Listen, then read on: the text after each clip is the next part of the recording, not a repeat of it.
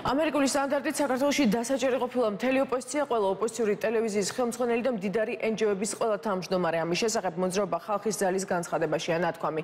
განცხადებაში წერია: ამერიკულმა პროკურატურამ ამერიკის ყოფილ პრეზიდენტს დონალდ ტრამპს წაუყენა კიდევ ერთი ბრალი შეთქმულება შეერთებული შტატების მოტყუებისთვის.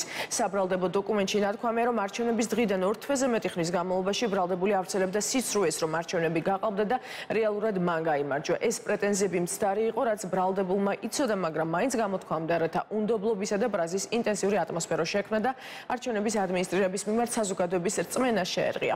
რაც შეეხება საქართველოს შემთხვევას, აქ რადიკალებისთვის ბრალის წაყენების ყველანაირი საფუძველი არსებობს. შეგახსენებთ, რომ ქართველი რადიკალები არა მხოლოდ ეჭვს გამოთქვამდნენ, არამედ პერმანენტულ აქციებს აწყობდნენ ცესკოში შეჭრას ცდილობდნენ, პოლიცია შეურაცხყოფას აყენებდნენ, რამდენიმე თვე პარლამენტის წინააღმდეგ საბოტაჟს ახორციელებდნენ და რიგგარეშე საპარლამენტო არჩევნების ჩატარებას ითხოვდნენ. ეს ყველაფერი პირდაპირ იყო მხარდაჭერილი მდიდარი NGO-ების მიერ, რომლებმაც ცესკოში შეჭრის მოსურნე რადიკალების წინააღმდეგ წყლის ჭავლის გამოყენებაც კი გააპროტესტეს და რიგგარეშე არჩევნების მოთხოვნას ღიად უჭერდნენ მხარს. მათვე გააყალბეს პარალელური ხმის დათვლის შედეგები ოქმებში. ზედმეტობის მონაცემები იტყუებოდნენ, რომ ცესკომ დაგვენებით გამოქვეყნა არჩევნების შედეგები და ამ ყველაფრის გამო არჩევნების ლეგიტიმურობა თავადაც კითხვის ნიშნის ქვეშ დააყენეს.